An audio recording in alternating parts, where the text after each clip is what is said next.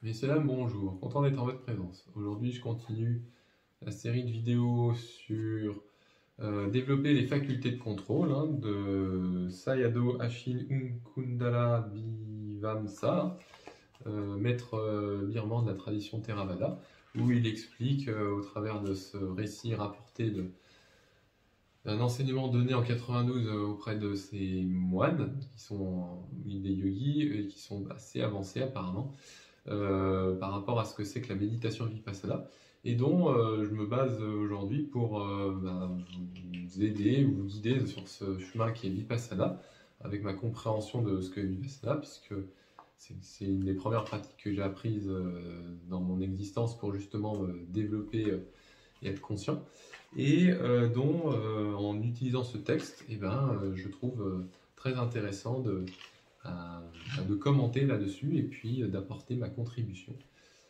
puisque pour moi c'est important de partager ce dharma qui, à la fin, quand on s'éveille, nous apporte la pleine joie, pleine vitalité, bonheur, félicité, extase.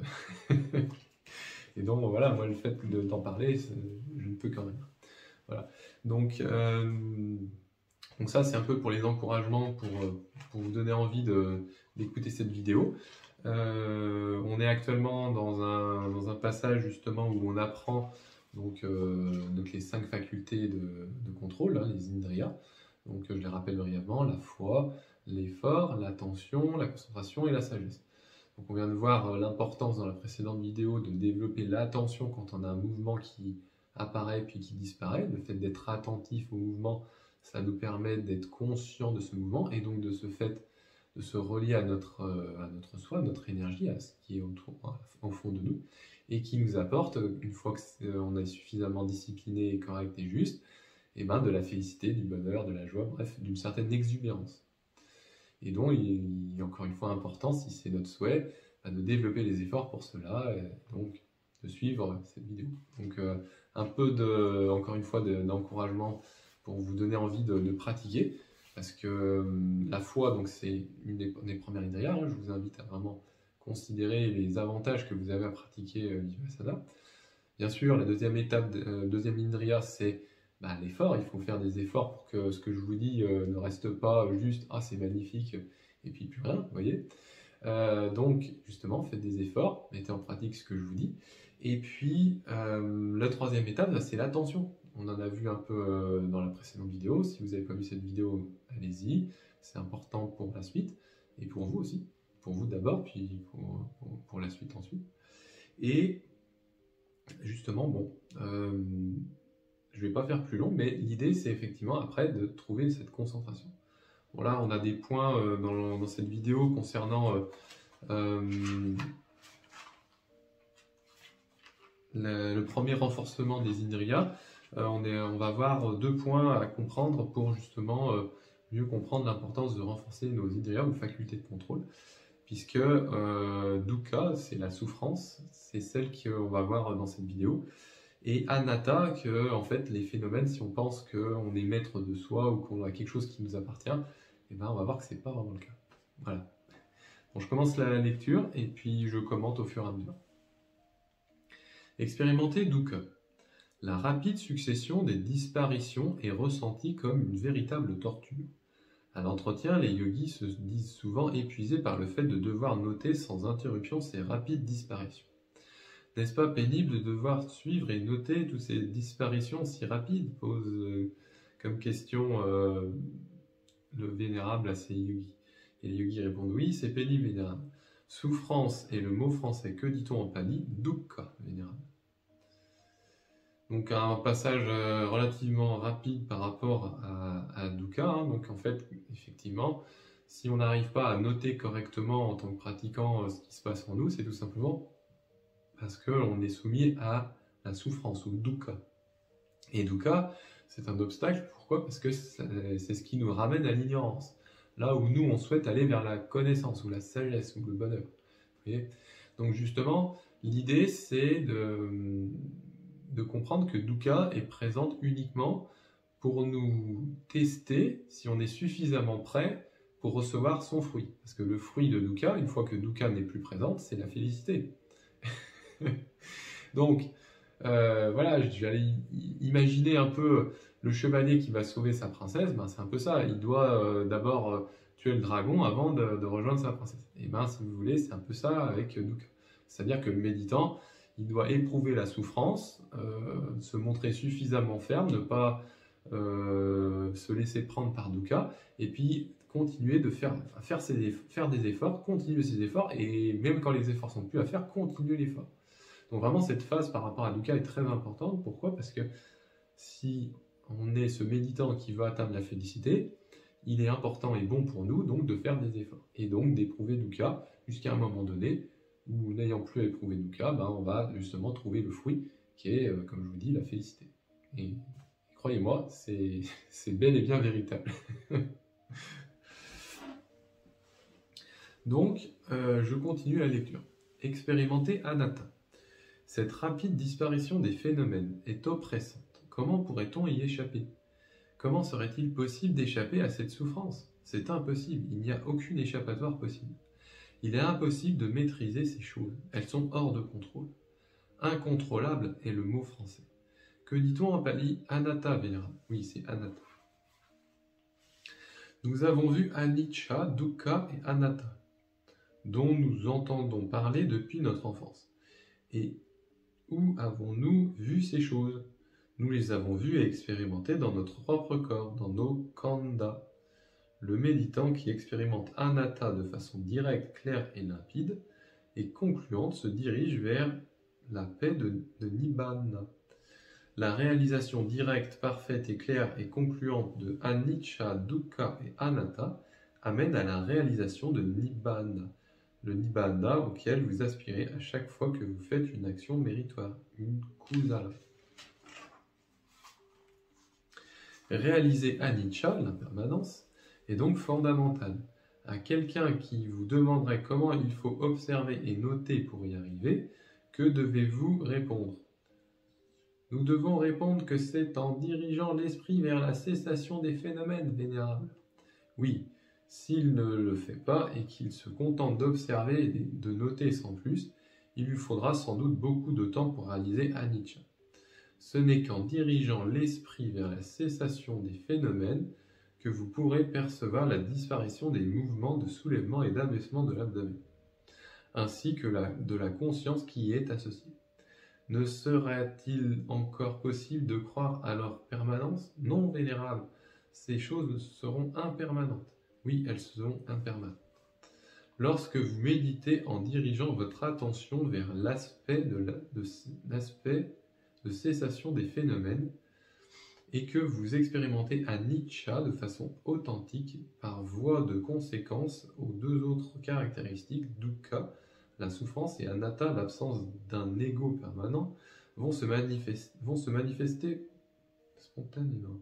Lorsque vous méditez en dirigeant votre attention vers l'aspect de cessation des phénomènes et que vous expérimentez anicca de façon authentique par voie de conséquence, les deux autres caractéristiques, dukkha et anatta, vont se manifester spontanément. Récitons la maxime. Percevoir en profondeur, l'une des caractéristiques, c'est percevoir toutes les trois. Donc là, je mets un point d'arrêt dans ce texte. Là, on est censé expérimenter anatta, mais il nous parle beaucoup d'anicca. Donc anicca, je rappelle, l'anicca, c'est l'impermanence, c'est-à-dire que tous les phénomènes qui apparaissent en nous, que ce soit le phénomène assez visible de la respiration ou d'autres phénomènes, comme des phénomènes mentaux, sont soumis à l'impermanence, c'est-à-dire qu'ils sont amenés à apparaître puis à disparaître. On en a parlé un petit peu au début de cette vidéo. Effectivement, c'est le cas, c'est une des caractéristiques même des phénomènes. Donc, tout phénomène, dit autrement, est voué à l'impermanence, c'est-à-dire à apparaître puis à cesser. Donc ça, c'est un point important à comprendre que il y a aussi donc c'est dukkha, c'est-à-dire la souffrance. C'est-à-dire que tous les phénomènes que l'on rencontre contiennent en eux de la souffrance. Donc une fois qu'on éprouve un phénomène, celui-ci, donc en plus d'être impermanent, donc apparaître et disparaître, il nous apporte toujours de la souffrance. Ça, c'est important à savoir.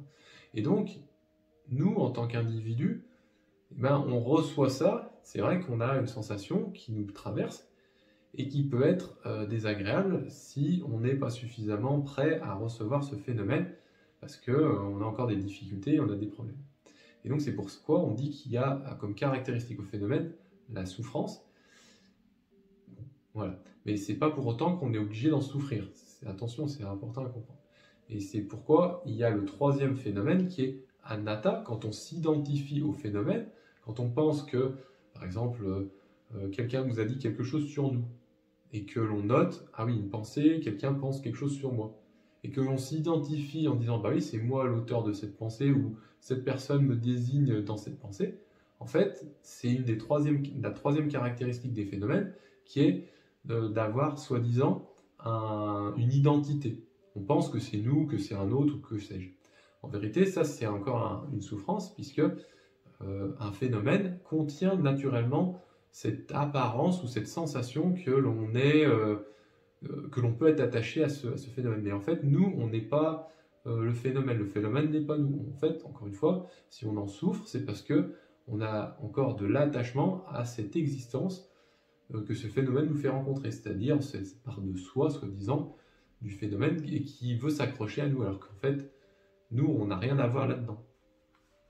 Et donc ça, c'est le fait d'observer des phénomènes donc monter en soi, puis disparaître, donc le mouvement d'impermanence.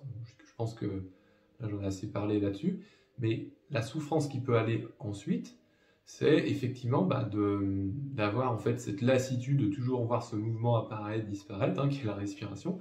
C'est pourquoi justement à des moments donnés, on a tendance à avoir des pensées qui nous viennent ou à penser à autre chose. C'est justement parce que on rentre dans la deuxième phase de la douleur. Et donc, ça, il faut aussi en prendre conscience, c'est-à-dire observer qu'on est parti dans une pensée ou dans un phénomène pour justement mieux revenir à ce phénomène.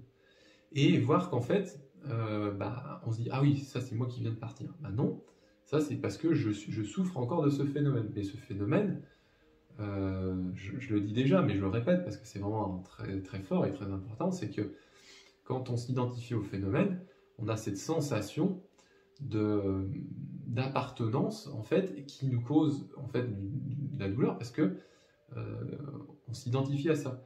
Et le but c'est vraiment de voir cette cessation donc de la douleur qui en fait de revenir à notre attention à l'inspiration à l'expiration, de voir la cessation de la douleur puisque on en prend conscience quand on est parti on en prend conscience puis on revient et donc petit à petit on souffre moins.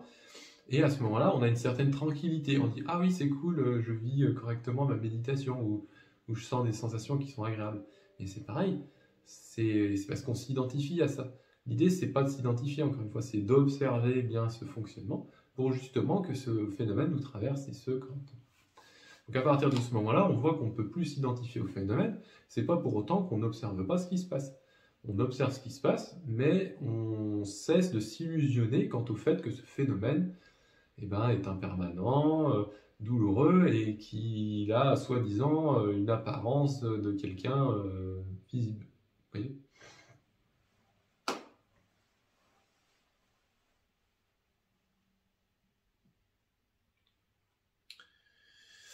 Donc je continue. Donc il y a une maxime du Sayadaw. Percevoir en profondeur est l'une des caractéristiques.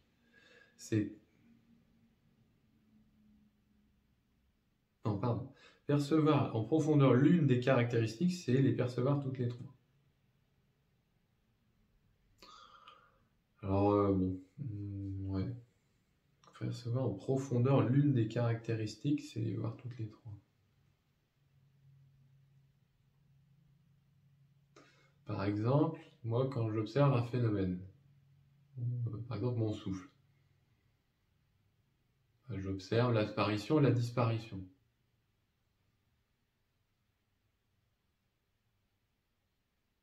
En même temps, ça me provoque de la douleur.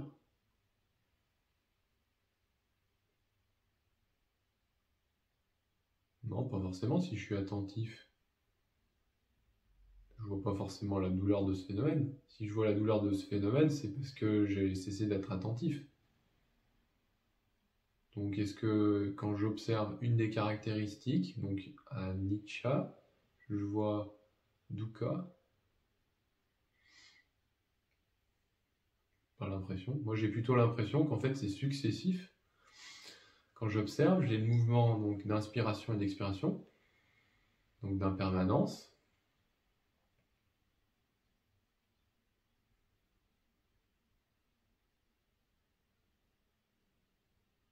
Ensuite, je vois peut-être une douleur.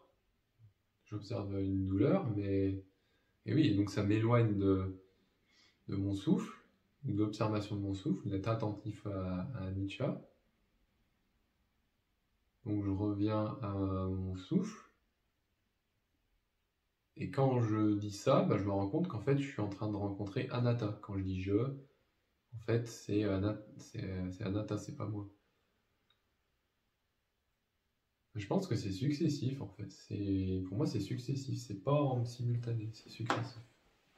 Bon, je sais pas ce que vous en pensez. D'ailleurs, dites-le moi en commentaire, comment vous voyez cela. Pour ceux qui suivent, c'est dans le livre, page 42, la Maxime, page 42. Je continue. L'auditoire devrait se réjouir d'avoir la possibilité d'expérimenter anicca, dukkha et anatta. Mais dans les autres religions, on n'accorde pas toujours foi à ceci. Dans les temps anciens, les gens se déplaçaient souvent à l'étranger pour leurs études ou pour toute autre raison et entraient ainsi en contact avec d'autres religions. Lorsqu'ils entendaient les bouddhistes parler d'anicca, dukkha et anatta, l'impermanence, la souffrance et l'absence d'ego permanent, la réaction était invariablement la même. La doctrine du Bouddha est pessimiste. Les bouddhistes n'apprécient pas beaucoup cette réaction. S'entendre dire que la religion à laquelle on appartient et que l'on vénère est pessimiste n'est pas agréable. Mais vous qui êtes ici, vous devriez vous réjouir de vous entendre dire que votre religion est pessimiste. Tout est anicca, les phénomènes physiques, rupa dhamma, tous les phénomènes mentaux dhamma dhamma qui composent nos khandhas sont tous impermanents. Rien n'est permanent. Est-ce optimiste ou pessimiste de tout percevoir comme anicca?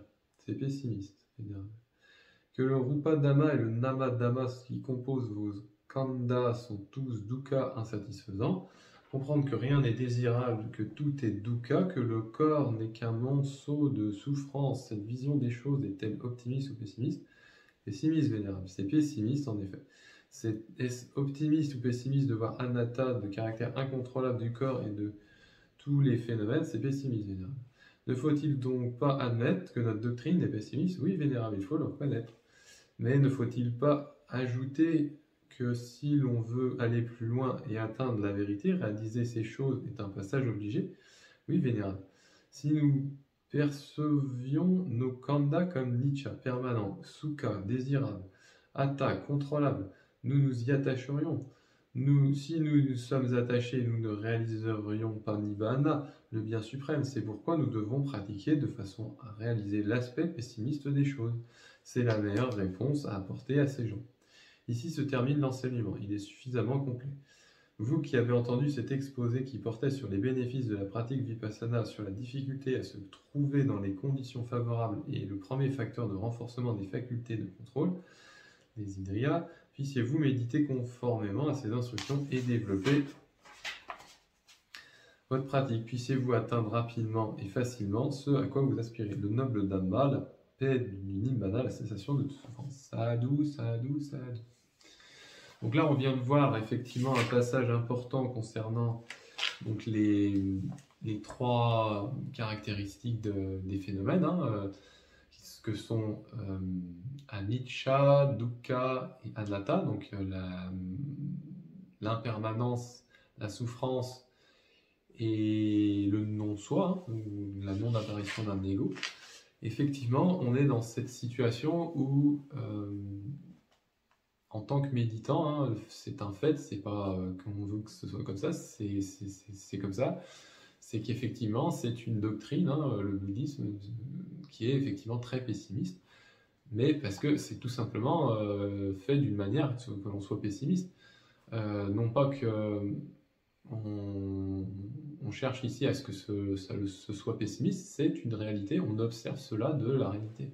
On voit très bien qu'un phénomène qui change sans cesse, malheureusement, on ne peut pas s'y attacher, même si on voudrait s'y attacher, après il y a la douleur qui nous dit bah non, si tu t'y attaches, tu vas souffrir. Donc quelque part on se dit bah non, je peux pas non plus parce que ne pas reconnaître l'impermanence, c'est vouloir souffrir. Donc là on voit encore une évidence que bah oui, la vie est souffrance, où les phénomènes sont souffrants. Et puis ensuite, bah, si on se dit bah non, on va pas souffrir des phénomènes, bah là on voit en fait que l'on est en train de s'approprier un phénomène et qu'on se dit bah non, et quelque part on n'est pas honnête avec soi parce qu'on commence à devenir ce phénomène et on prétend être un phénomène. Vous voyez, cette illusion de ce que c'est qu'anatta, et ça a créé beaucoup de troubles de prétendre cela. Donc en fait, on voit encore une fois que l'anatta, le non-soi, on ne peut pas être... c'est une caractéristique des phénomènes qui est d'être pessimiste et de nous, on ne peut qu'observer cela en disant, bah oui, effectivement, les phénomènes sont composés donc d'une substance qui est de l'ordre du soi, hein, qui est, si on s'y attache, une illusion, ou nous crée de la souffrance. Donc on en revient aussi à la conclusion qu'anatta, c'est de la souffrance. Ou dit autrement, quelque chose de négatif. Donc finalement, on voit bien que on est très conscient dans le bouddhisme, hein, dans cette tradition, justement de ne pas s'illusionner quant au fait que oui, la vie est soi-disant belle, magnifique, joyeuse, heureuse. Non, la vie est souffrance, et notre but, c'est sans cesse de mettre fin à cette souffrance. Et alors effectivement, après, on peut éventuellement trouver un certain bien-être à cela, ce qu'on appelle nibbana. Mais c'est que le résultat d'avoir observé la souffrance et d'y avoir mis fin. Et non pas cette idée que la vie est magnifique et puis prétendre que ça l'est. Vous voyez, c'est deux choses différentes, attention, parce que le dernier exemple que je viens de montrer, typiquement, c'est de la souffrance, quand on ne voit pas les choses clairement. Voilà. Je ne fais pas plus long dans ce passage. Là, il vient nous dire aussi que c'est la fin du premier facteur de renforcement. Donc, le premier facteur de renforcement, grosso modo, c'est comprendre en fait l'importance d'être attentif et donc de pratiquer la cessation vis-à-vis des phénomènes qui, eux, nous causent de la souffrance si on n'y met pas fin. Et puis voilà, donc je vous remercie de m'avoir écouté, je vous souhaite de passer une bonne journée, puissiez-vous être heureux en ce monde et après, puissiez-vous faire les efforts nécessaires pour observer ces phénomènes qui apparaissent et disparaissent en vous, qui vous font souffrir, et puis qui tentent par tout moyen de donner une identité, et dont justement l'idée c'est vraiment d'y mettre fin par la cessation. Voilà, donc je vous invite, pour ceux qui suivent cela, si vous le souhaitez, de faire des commentaires par rapport à ce renforcement des indriyas, donc par rapport donc, à l'impermanence, à la souffrance et au non-soi, donc les trois caractéristiques des existants, des phénomènes, anicca, dukkha, anatta. Donc veuillez inscrire ce que vous comprenez de cela, comment vous les expérimentez. Est-ce que c'est quelque chose que vous comprenez comme étant négatif? Et est-ce que vous comprenez l'importance maintenant d'y mettre fin? Toutes ces questions que je vous pose, c'est justement dans le but d'instaurer un dialogue par rapport à cet enseignement, vous inviter à considérer l'enseignement, de vous y entraîner et puis de voir l'intérêt à la fin qui va être, une fois les phénomènes correctement compris et observer, de connaître ce bonheur qui se trouve au-delà du phénomène, c'est-à-dire Nibbana, la libération complète, l'illumination. Et donc, le fruit, c'est de connaître une certaine félicité. Voilà. Donc, dans la prochaine vidéo, on va commencer un autre facteur de renforcement des indriyas. Donc, par rapport notamment à l'importance de noter de manière très assidue.